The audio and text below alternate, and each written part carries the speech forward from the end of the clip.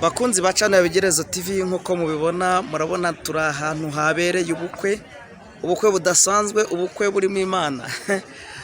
Ndashimira Imana rero yatumye habaho ubu bukwe.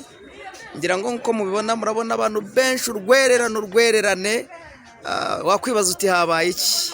N'ubwa mbere nanjye ntashye ubukwe kandi n'ubwa mbere mbonye ubukwe budasanzwe. Hari abagabo bakenyeye, ababyeyi bakenyeye, harimo n'abana bato yema. Uyu munsi rero ngize umugisha wo guhura n'abagabo babiri nabo baje muri ubu bukwe. Muraho neza mwa basore mwe? Ndabona mukiri abasore. Umeze mute se? Byiringiro ndabona yishimye. Amakuru se? Ko wishimye se byagenze bite uyu munsi? Byukuri uyu mugabo aranshimishije cyane kubikira arakoze. Ariko ubukwe ni ubwande. Ubukwe ni ubwa Andereya wa muvuga butumwa. Amuvuga butumwa w'icyamamare. Bakunzi bacana yabigerezo TV turi mu bukwe bw'umugabo wakoreye Imana, n'umusore yarakuzeho. Abantu benshi bagiye bavanga Imana irateturura. Ariko burya ngo igukerereje iranagutegera. Uyu mugabo rero Andereya yatunejeje, yakoze ibintu bikomeye, dukomeje tujya mu bukwe. Twakiriye Byiringiro, uri kumwe na mwene data Albert ni umuvandimwe. Albert turagushuhuje nawe. Murakoze cyane. Ubu bukwe se watashye bwa Andereya wabonye ute? Byanshimishije cyane kuko mufata nka mukuru wanjye. Biranejeje cyane kumushyigikira. Kuko ni intambwe nziza ateye. Umuntu wese yakwifuza gutera ukiri mu. Ako ndabona musa neza cyane. Mwebwe se bigezeho ibyanyu? Mwese mufite n'inyinya. Kuki mudatereta nabwo ngo mushaka abagore bimeze bite? Harabura iki? Byiza cyane. Aradufunguriye. Arabafunguriye. Ariko nimusenge cyane kuko Andereya yarasenze. Kandi iyo usenze Imana ikora ibintu bikomeye. Hanyuma ndabashimiye rero. None niki mwabonye kidasanzwe muri ubu bukwe bwa Andereya? Kidasanzwe umuntu wese atashye buno bukwe yambaye umwambaro w'umukenyero, arakenyeye.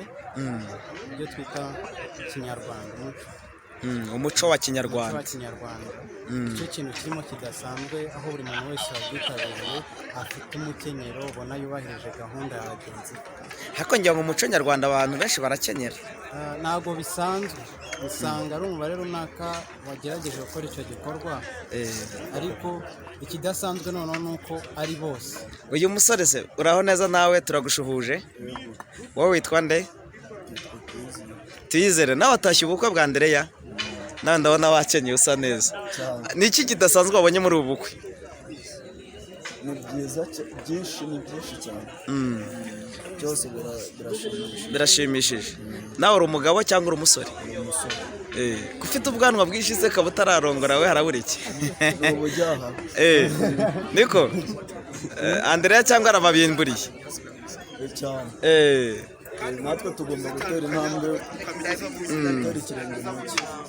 Munyemerere rero mbashimire ko muri batatu mwegerane kugira ngo dushimire Imana agize neza. Murabibona bakunzi bacana yabigerezo TV bari kuvuga ko nta kitagira iherezo nyuma y'igihe kirekire Andereya yakoze ubukwe. Dushimiye Imana rero kandi Imana ibaho umugisha. Ndabona hari n'undi mwene data Janvier, uraho neza nawe? Komera mukozi w'Imana. Hanyuma Janvier, ubu bukwe wabubonye gute bwa Andereya? Ubukwe bwa Andereya ni bwiza cyane. Yego. Urabona ko Imana irahari. Ukurikije ukuntu abagabo bambaye, abasore, ababyeyi, abakobwa, n'ukuntu abantu baje kugira ngo bagaragire umusore mukozi w'Imana Andrew akoreye Imana, umuhanuzi muvugabutumwa. Ni byiza cyane. Umugisha. Oya. Imana ikoze ibintu bikomeye. Mureba ngo ku bwanjye nzabyiga. Haleluya. Cyatuma izina ryanjye ritukwa.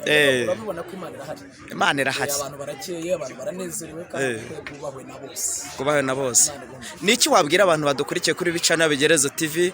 Biragaragara ko nta kitagira iherezo. Andereya yaramaze igihe kirekire none bigize iherezo koko, urabona ko ubukwe bubaye. Niki watubwira? Icyo nabwira abantu nziza amatwi ndetse banatureba badukurikiye, twababwira ngo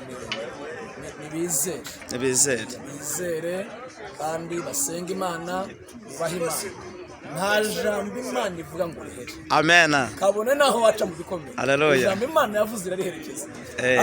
Amen. Turabashimiye rero, Imana ibamugisha, mugire umunsi mwiza. Murakoze cyane. Asante. tubashimire rero bakunzi ba Bigerezo TV, Imana niduhana umugisha kandi namwe ntiwihebe ntiwiganyire, icyo Imana avuganye nawe izagisohoza. Amen.